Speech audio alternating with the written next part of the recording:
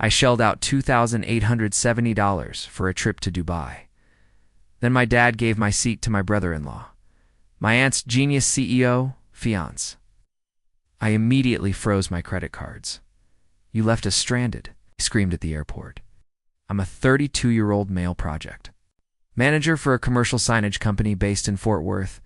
I started out as an installer, scaling scaffolding and putting up signs in the scorching 105-degree Texas summer heat, where the metal would literally burn your skin if you weren't wearing gloves. I worked my way up through sheer effort and skill. I oversee contracts, ranging from local stadiums to corporate skyscrapers. Last quarter alone, I managed $1.3 million in projects, all completed on time and within budget. I make about $85,000 a year, with bonuses when projects go smoothly. 4 years ago, my parents hit a rough patch. My dad had worked in building sales for decades until the pandemic hit and the industry tanked. He used to pull in 6 figures, supplying commercial-grade materials to developers across 3 states. Then, everything just stopped overnight. My mom hasn't had steady work, always with a new excuse: back issues, a changing job market. Now it's her candle-making business, which oddly enough costs more to run than it earns. When their landlord sold their rental home, they were staring homelessness in the face. They asked if I could help them get back on their feet. I've always been financially practical. Still drive a 12-year-old Toyota 4Runner with 187,000 miles on it, and it runs beautifully. Even if I could afford something newer, it works flawlessly. It's paid off and built like a tank. I had the foresight to buy a second property as an investment in 2018. Nothing fancy, just a nice 2-bedroom condo in a safe neighborhood with strong rental potential. I put down 20% to avoid PMI and locked in a solid 3.5% 30-year fixed rate. Before interest rates shot up, I agreed to let my parents move in for $800 a month, which was nearly 1/3 of the market rate. The mortgage itself costs $1,400, plus $320 in HOA fees. So I was losing money every month. I figured they'd be grateful, get back on their feet, and either start paying market rates or find their own place within a year. Fast forward for years, and that rent money has only shown up about 60% of the time. Over these 4 years, my parents have shorted me roughly $15,000 in rent. My 26-year-old sister, Isabella, moved in 2 years ago, which only made things worse. "We'll catch up next month" became their go-to line. Why are you being so difficult about this? Isabella has her own special brand of entitlement. She has a marketing degree and was a total party girl before the real world. Demanded actual work, and she decided to get career-oriented. She moved in with my parents about 2 years ago when her housemates got tired of covering her share of the rent. She spent about 3 months working as a freelance social media consultant before landing an entry-level job at a local marketing agency. She constantly complained about being undervalued, despite having no portfolio to show for herself. Earns around $42,000 but spends like she's making $120,000. When I brought up the missing rent, Mom would say, "We're family, not a business. Why are you nickel-and-diming us?" Meanwhile, they never missed a payment on their new SUV or Isabella's monthly spa visits. Dad once told me with a straight face that they couldn't afford rent that month because Isabella's hair extensions cost $400. Last year, I dropped by unannounced on a Saturday and found them throwing a backyard barbecue for about 20 people. They had a new 75-inch TV I'd never seen before, and they'd just finished a kitchen remodel with granite countertops. When I asked about the rent money they owed me, Mom replied, "Not now. They've guests," as if I was the rude one. The breaking point came in March when Dad retired. Unlike other construction workers, he avoided serious injuries, though his knees are completely shot from years of job site visits. He needs replacement surgery, but keeps putting it off. For years, he'd talked about wanting to visit Dubai, calling it the greatest construction achievement of our time. He'd even offered personal advice on the Burj Khalifa blueprint. Had a coffee table book on Dubai buildings that he'd flip through at least once a week. Telling anyone who'd listen about the technical marvels, I decided to make it happen as a retirement gift, hoping it would finally earn some gratitude. and maybe even mend our relationship. It was a $28,000 10-day trip to Dubai, including first-class Emirates flights from DFW, a 4-star hotel near the Burj Khalifa, desert safari excursions, and other perks. I spent weeks researching the best time to visit and even contacted my college friend James, who's been working for an engineering firm there for 3 years. He lives like a king in an expat complex. Driving a Mercedes, he got tax-free. He promised to show us the real Dubai, not just the tourist traps. When I announced the trip at dinner, after about 5 minutes of stunned silence and gratitude, Isabella asked if Oliver could join us. Oliver. Oh, Oliver. Oliver is my sister's fiancé. Oh. What happens when privilege meets delusion? Imagine every LinkedIn stereotype crammed into one 29-year-old with perfect teeth and a trust fund he pretends doesn't exist. He calls himself a serial entrepreneur and disruptive business strategist. Yet his real business model involves talking about business while other people pay his bills. His LinkedIn page reads like a E-generated corporate jargon. Lots of leveraging synergies but no actual revenue. His profile picture shows him in front of a rented Tesla, pointing at nothing. Wearing a Patagonia vest. Classic. His venture finance connections include a second cousin who works as an administrative assistant for a firm that once invested in a failed meal kit startup. He constantly brings up tech companies as if he has inside info, but it's all stuff he read on TechCrunch that morning. Every conversation with him ends with a pitch for his latest venture, which is always vague enough that you can't quite figure out what it does. Last Thanksgiving, he cornered me and spent 40 minutes describing his breakthrough app idea. The whole concept was basically Uber, but for dog walking, which, by the way, already exists in about a dozen different versions. He has an incredible knack for ordering the most expensive item on any menu, while simultaneously reaching for his phone when the check arrives. Classic move. Oh, I just need to answer this email real quick. Then comes a 15-minute bathroom break, perfectly timed with the bill. I initially refused Oliver's request to join. My entire budget was for 4 people. Isabella immediately got upset. Karen, why are you always ruining everything? It's not like you can't afford it with your lucrative project management job. She conveniently ignored the fact that her marketing expert job earned her enough for a weekend trip to Austin, not a luxury Dubai vacation. My parents sided with her. Mom pulled her classic guilt trip, but we're family. Oliver will be family. Soon. Don't you want everyone there for your father's retirement celebration? Dad chimed in. It would be great to have everyone there, son. Oliver is actually very knowledgeable about international business. I looked Oliver dead in the eye and said, if you want to come, you can pay your own way. It should be pocket change for someone with your business acumen. The way his face twitched told me everything I needed to know about his bank account. He mumbled something about liquidating certain assets and transferring monies from overseas accounts, which I assume was code for asking his dad for money. The topic seemed to die down after a few days. I thought they had finally respected my boundaries. I should have known better. These are the people who believe boundaries are merely suggestions, like speed limits or tax laws. Oliver used to brag about a college buddy who works for the TSA at DFW. He'd say, if I ever needed a favor, he'd take care of it. Oliver would smirk. I thought he was full of it. Now everything makes sense, but I'm getting ahead of myself. Oliver cornered me in my parents' kitchen 2 weeks before the trip when I was getting coffee. So, I've been thinking about maximizing our Dubai opportunity, he explained, barely looking up from his phone. Unhung, I replied, unconcerned, as I poured myself a cup of the coffee I'd brought over. We need to schedule meetings with real estate developers while we're there. The UAE market is ripe for disruption, and I have ideas they'll want to hear. I chuckled, assuming he was joking. He was not. Seriously, all the major players are there.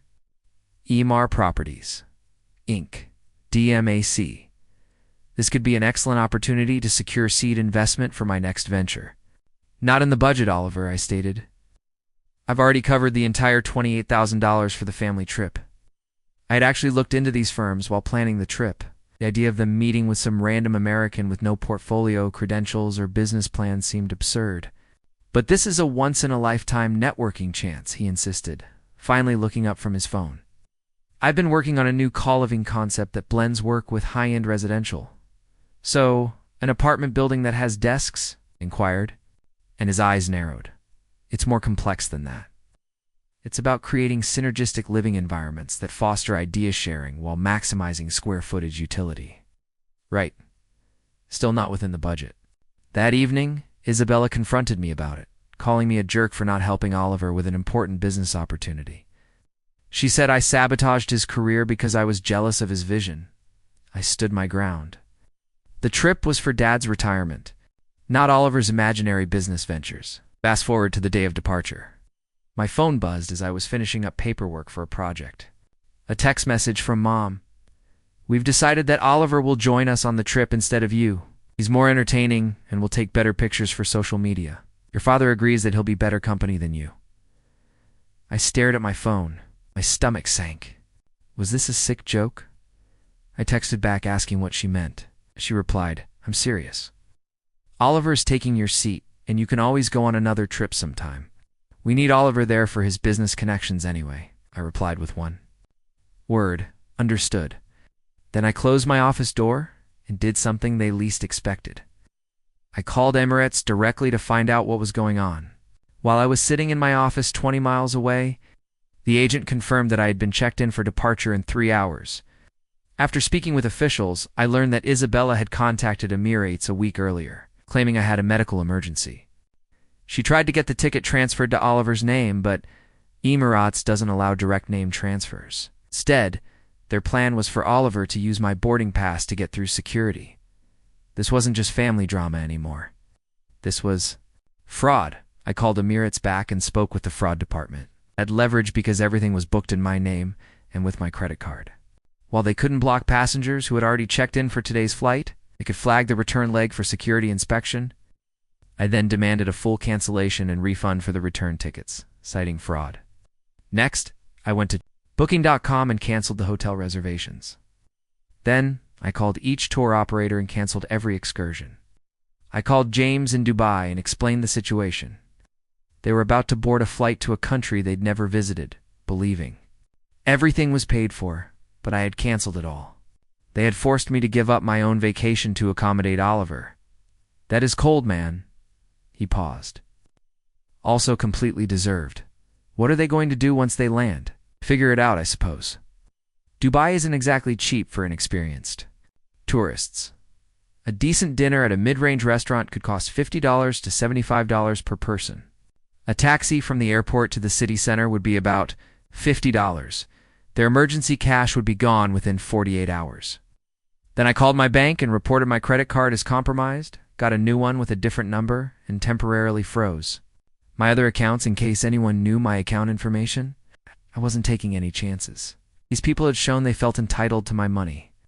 My best friend Matt always saw through their BS and warned me, but I didn't listen. So I texted him, "Remember that conversation about consequences? It's happening now." Later that night, he arrived with beers and his locksmith buddy Ryan. By 10 p.m., every lock on my rental property had been replaced. New security cameras had been installed, and a keypad lock was set near the front entrance. I called a property management company I'd worked with before. I had them draft a formal leasing agreement at the full market rate, $2,850 per month. Utilities not included.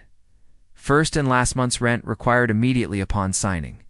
Finally, I contacted my real estate attorney. I'd hired him for property issues before, and he immediately prepared an official eviction notice, giving them 30 days to sign the new lease or vacate the premises. That wasn't all. While my real estate attorney was preparing the eviction paperwork, I detailed how Oliver used my personal information to board the trip. He had essentially committed identity theft. My attorney, who also handles criminal matters, immediately recognized the opportunity. "We need to document this thoroughly," he stated. "This isn't just a family dispute anymore. It's potentially criminal fraud." The next morning, I filed a police report, bringing printouts of my text messages, images of the original booking confirmation, and flight records proving someone had used my ticket. The officer taking the report seemed pleased with my documentation. "Most identity theft cases lack this amount of evidence," he said. Typically, it's just a suspicious charge on someone's credit card rather than a completely documented case with admissions and text messages. I also contacted Emirates again and asked to speak with the fraud department. When I detailed what had transpired, the representative was appalled. "Sir, this is a serious security breach," she told me. "Someone using another person's boarding pass and identification is something we monitor closely." She reported the matter for internal review and told me an investigation would be conducted. Remember Oliver's TSA buddy? It appears that person helped him bypass the ID check. Emirates didn't notice the mismatch until the return leg, which triggered a security review. My attorney sent a formal cease and desist letter regarding the identity theft and helped me file charges for identity fraud and misuse of personal information. Their Emirates flight landed in Dubai around 7 p.m. local time. I imagined their excitement growing. They were all smiles and Instagram stories, thrilled for their luxury vacation, but there was no hotel shuttle waiting. No reservation meant no return flights. Matt came over to my house that night with pizza and beers. We also spent some time creating a detailed spreadsheet that tracked every penny they'd borrowed or taken from me over the years, including dates, amounts, and any promises to repay. The first anxious call came to my phone at 9 p.m. my time. I didn't answer. Then another, and another. My phone started filling up with text messages, which Matt and I read aloud between slices of pizza. "Isabella, what did you do?" "Oliver, this is totally unprofessional and perhaps unlawful. My attorney will contact you. Mom, please call us back. We don't know what to do." I responded with a single text. "Oliver will make you feel at ease in Dubai. I hear he's more entertaining than I am." Then I turned off my phone and slept well for the first time in months. Matt couldn't stop giggling. "Dude, who is Oliver's attorney?" "What attorney represents those who can't afford their own plane tickets?" "It's the same one that handles all of his billion-dollar transactions," I said, reaching for another slice of pizza. 2 days later, I turned my phone back on. The messages were getting more interesting. "Dad, we had to call Oliver's father to wire emergency funds. You embarrassed me in front of Isabella, my new family member." Oliver fell off a camel on the desert tour, which we had to book at the last minute. He shattered his arm and can't photograph anything right now. Mom is really upset. "This is entirely your fault. Screw you." It's amazing how my fault extends to a pissed-off camel. From their communications, I was able to piece together a fairly accurate picture of their Habibi journey. They were stuck at the airport with no hotel reservations, no transportation, and rapidly dwindling funds. They had to call Oliver's parents to wire emergency funds. It must have been a fun conversation. "Hey, Dad, we need $5,000 wired quickly, or we'll be sleeping at the airport." They stayed 3 nights at a modest hotel near the airport, which supposedly had cockroaches. The size of mice, according to my research, they likely paid around $400 a night for this privilege. Dubai's version of a budget hotel is still priced for oil barons compared to American standards. Oliver had to sell his antique Rolex, which was clearly a knockoff, to cover some costs. According to their texts, he got about $500 for a watch he claimed was worth $12,000. Tragic. So, they returned to Texas 5 days after their departure. Isabella's frantic texts revealed that they spent most of their trip panicked, broke, and supposedly being followed by stray dogs near their cheap hotel. They spent most of their time arguing in the hotel room, with Oliver blaming her for the holiday from hell, and my parents questioning their prospective son-in-law's business abilities. My favorite, however, is when they supposedly tried to visit the Burj Khalifa, but couldn't afford the observation deck tickets. So, the highlight of Dad's dream trip was something they could only see from the ground. Sucks to suck. When they arrived in an Uber, I was standing in my driveway with Matt. We were casually enjoying coffees as if we were having a great time while they were suffering in Dubai. I'd positioned both of our vehicles in the driveway, my 4Runner and his Tacoma, so they couldn't pull in. "What the actual heck was that?" my father said as he stepped out of the car, his face lobster red from either the desert sun or rage. I took a slow sip of coffee. "That was what consequences look like," my mother yelled. "You stranded us in a foreign country. We could have died. Yet here you are, I noted. I see you're alive and well. However, you only have one functional arm. I nodded at Oliver, who had his arm in a makeshift sling. Oliver stepped forward, wincing. You know what you've done is actionable, right? I have contacts at 3 major law firms who would take up this issue. Pro bono. Matt snorted. Damn, that would be convenient. Do these law firms offer medical? Care for camel-related injuries? Because that sling looks like it was made by a toddler using a dish towel. You have no idea what we've gone through, Dad growled. Oliver's arm fractured when the camel threw him. The hotel they put us in didn't have working air conditioning. Isabella contracted food poisoning from a street vendor. My mother stated we had to spend one night at the airport since our credit cards didn't work. And the embassy provided no assistance at all. This last part didn't surprise me at all. What were they expecting the embassy to do? Hello? American Embassy. My son paid for a luxurious trip only to cancel it when we refused to invite him. Please dispatch the Marines. Don't forget the camel incident, I replied, unable to hide my smirk. I heard it was quite traumatic. Oliver's face turned an even deeper shade of red. The camel was evidently not properly trained. I expressly told the advisor that I was an accomplished rider. Oh, I'm sure you did, Matt muttered loudly enough for everyone to hear. Isabella nearly burst into tears after you told him about your fortune. 500 connections in cryptocurrency portfolio. We had to call Oliver's father for money. You understand how humiliating that was. I noted that it would be almost as humiliating to exclude someone from a trip they had paid for. You never responded to our calls? Mom almost yelled. You didn't know what to do. Well, you figured it out, right? And from what I've heard, Dubai has one of the lowest crime rates in the world. You also had Oliver, an international business specialist. I assumed you were in capable hands? I dug into my back pocket and took out the lease agreement and eviction letter. Since we're having a heart-to-heart, let me clarify some things. Here are the new condominium terms. $2,850 per month. Utilities are not included. First and last month's rent are due immediately. You have 30 days to sign the new lease or depart the property. They stared at the documents as if I had handed them a death sentence. This is illegal, Oliver said. You can't just... It's completely legal, I interrupted him. You were never on a lease.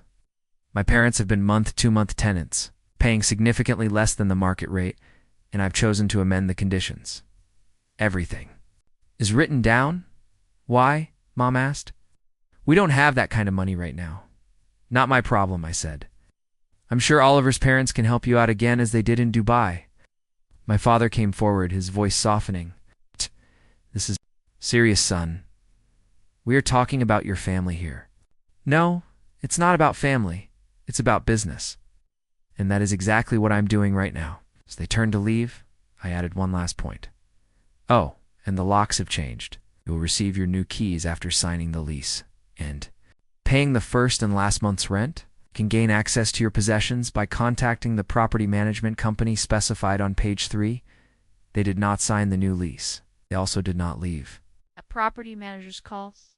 And emails went unanswered over the 30-day period.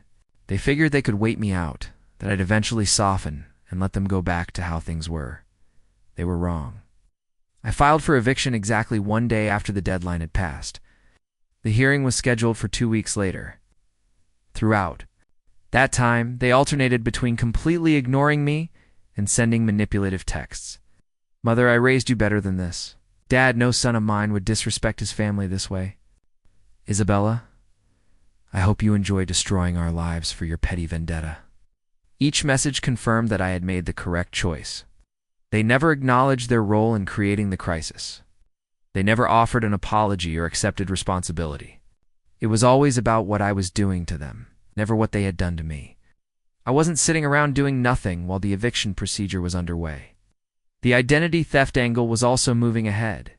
The police complaint I made was assigned to a detective who specializes in fraud crimes. He called me for a follow-up interview and was genuinely interested when I handed over the texts. Screenshots and flight records proving Oliver had exploited my identity to board the aircraft. The detective stated that this is quite clear-cut. Most identity theft is difficult to establish, but they essentially admitted to it in writing. Yes, they were not exactly geniuses. The Emirates Fraud Department also finished its review. An airline official contacted me to advise that Oliver's passport had been detected in their system, which supported my initial hunch. He used my boarding pass and identifying information to get through security and onto the plane. My counsel was diligent throughout the process, filed the identity theft and fraud charges independently from the eviction procedures, arguing that combining them would only complicate the situation. Allow the criminal justice system to address identity fraud while we focus on recovering your property. He emphasized that courts dislike it when people try to merge civil and criminal cases. I made good use of those 2 weeks. Financial advisor to adjust my investment strategy now that I'm not subsidizing 3 adults. I started talking to a real estate agent about potential homes in up-and-coming neighborhoods and even reactivated my dating profile after a 2-year absence. The judge at the eviction hearing was a no-nonsense 60-year-old woman who had clearly heard every sob story in the book. My attorney presented the case, which included tenants refusing to sign a new lease or evacuate, a history of irregular payments, and the property owner's right to change terms. Their defense consisted primarily of, "But we're family," and "We've been there for years," neither of which impressed the judge. Dad attempted to bring up his knee problems after retirement, but the judge cut him off with a raised hand. "Sir, medical conditions, while unfortunate, do not create tenancy." "Rights?" she responded, peering over her glasses. Oliver tried to claim that as Isabella's fiancé, he had some sort of right to be involved. The judge shut that down so fast I almost felt bad for him. "Absolutely not, young man, unless your name is on a lease or you have established residency. For the legally required period, you have no standing in these proceedings," she told him, without even trying to hide her irritation.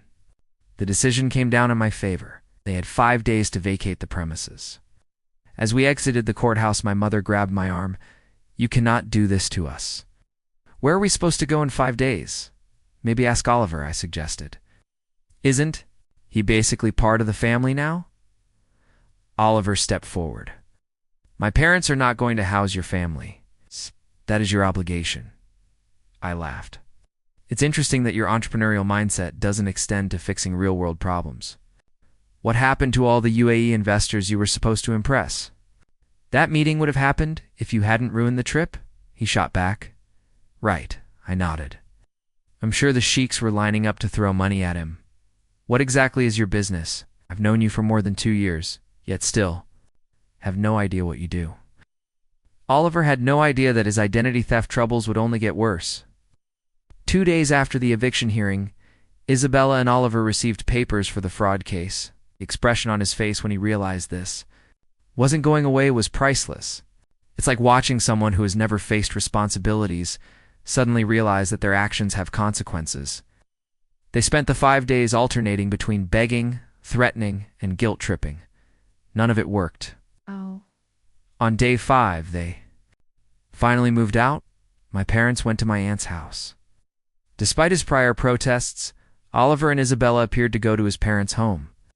When they left, they took everything that wasn't bolted down, including the property's appliances, such as the dishwasher, microwave, washer, and dryer. They also intentionally damaged several walls, shattered a bathroom mirror, and left all their trash. My property manager documented everything, and I filed a complaint about property damage. Our attorney suggested I take the stolen items to small claims court, but I chose to simply track them and keep receipts. The replacement and repair costs amounted to approximately $4,200, which I entered into the spreadsheet recording their debt to me. I didn't expect to see a dime of it, but it felt important to clarify the situation. Isabella also texted me, "Hey, I know we had our troubles, but maybe we can get some coffee and talk about it. I'm willing to forgive everything if you help us pay our first month's rent somewhere else." I didn't respond. A day later, she texted again, "Fine. I hope you enjoy being alone forever. Screw you. Your mother and I have decided that unless you apologize and make things right, you are no longer our son. We didn't raise you to be so callous." I said I understand. "Best of luck with everything." My mother started calling everyone in the extended family, explaining how I had abandoned them when they needed me the most, conveniently ignoring the years of financial assistance and the Dubai debacle. My father began sending increasingly threatening texts. The final one made some pretty clear warnings about how I'd regret this decision for the rest of my life. I didn't bother answering. Instead, I forwarded the messages to my attorney, who issued a cease and desist letter. When that didn't stop the texts, I applied for a restraining order. The judge approved the restraining order after I presented him with over 30 threatening messages. The court bailiff who delivered the documents informed them that my father had gone on a tirade about ungrateful children and family devotion. Meanwhile, the identity theft case moved through the system. Isabella and Oliver didn't go to jail, but they were both charged with misdemeanors and fined. It wasn't enough to put them behind bars, but it did give them both criminal records. The district attorney wasn't interested in pursuing criminal charges because it was a family affair, but he also wasn't going to let them off the hook. They offered a plea bargain with minor charges in exchange for full cooperation and restitution. Given the family situation, the DA stated that it wasn't worth wasting resources on a full-fledged felony trial. The airline security report solidified the agreement. Amirais takes passenger identification very seriously, and the evidence of Oliver's misuse of my boarding pass was damning. The TSA agent who handled Oliver's boarding was also investigated. It turned out that he was Oliver's college acquaintance, who helped him bypass usual security protocols. He lost his job, and as a result of the incident, Emirates tightened its ID verification procedures. Oliver received a misdemeanor since he claimed he was just using the boarding pass I gave him, and the TSA agent, his friend, confirmed this lie. The agent took the brunt of the criticism for bypassing proper verification procedures. Oliver received a $5,000 fine and 200 hours of community service. Isabella received a somewhat lower penalty of $2,500 and 100 hours because Oliver was the one who actually boarded the plane. The DA stated that the texts alone were insufficient to prove Isabella knew Oliver was intending to impersonate me. She denied involvement, and Oliver took the blame. She and Oliver were both sentenced to 1 year of probation. Criminal records had immediate implications. Isabella was turned down for a job at a marketing firm after a background check revealed it. She tried to dismiss it as a misunderstanding. But fraud convictions are not trivial matters for businesses that handle financial information. Oliver's phony consultancy firm suffered an even greater blow. As word spread about his criminal background, the Fortune 500 connections he always boasted about went silent. It turns out that respectable businesses aren't eager to cooperate with someone who has been convicted of fraud. Who knew? It's been a year since the Dubai incident. I haven't heard from my immediate relatives since the restraining order was served. The silence has been very peaceful. I kept the property, found reliable tenants who paid the full amount on time, and used the extra money to fund my hobbies and investments rather than fueling adult dependence. I took advantage of my newfound financial freedom to go on my own vacation, 2 weeks in Costa Rica, surfing and trekking. I didn't share a single photo on social media. Nice. I simply enjoyed it for what it was. My cousin Laura visited a few times this year, keeping me updated on family turmoil. My parents had moved from my aunt's house to another relative's, and then another, each time burning bridges. Had taken out loans from various family members, promising to repay them as soon as their situation straightened out. None of the loans had been repaid. Most of the extended family had cut ties with them after realizing they were being exploited as temporary AT-Misa job I was all too familiar with. Oliver abandoned Isabella about 2 months after the eviction, moving on to date the daughter of a local restaurant owner.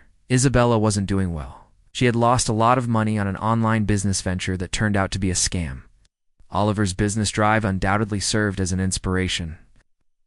Started drinking regularly and was living with roommates who were about to kick her out for failing to pay her share of the utilities. My father's knee problems had worsened to the point that he needed surgery, but Medicare would only cover a portion of it. My mother was working part-time at a craft store while still investing money in her failed candle business. She even set up a GoFundMe for my father's surgery, which raised $340 in 3 months. I stopped by one night after a few sodas and donated exactly $1 just so my name would appear on the donor list. Laura claimed that my name had become associated with treachery in family discussions. They had completely rewritten history. I was the villain, having abandoned them without notice after years of their assistance in advancing my career. Me. I had moved on with my life. At work, I was promoted to senior project manager, where I oversee all commercial projects worth more than $750,000.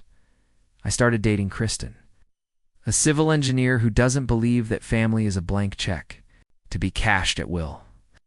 I expanded my investment portfolio and even began mentoring a handful of younger guys at work about financial literacy.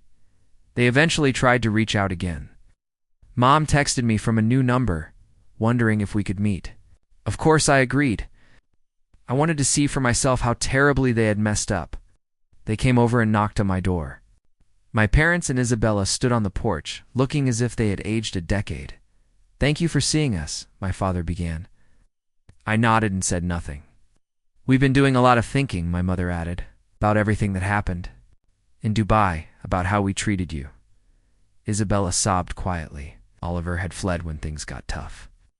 "You were right about him all along. What do you want?" I asked, getting straight to the point. "Over the last year, I've built a pretty reliable BS detector." They exchanged glances. My mother said, "We want to reconcile, to be a family again." My father admitted, "We need a place to stay, just till we get back on our feet." Same phrase, different day. Part of me wondered whether they realized they were repeating the exact same line they used 4 years ago when this whole thing began. "You disowned me. We are no longer family, remember?" My mother reached for my hand. I pulled it away. She said, "Please." I felt hurt and outraged. "We didn't mean it."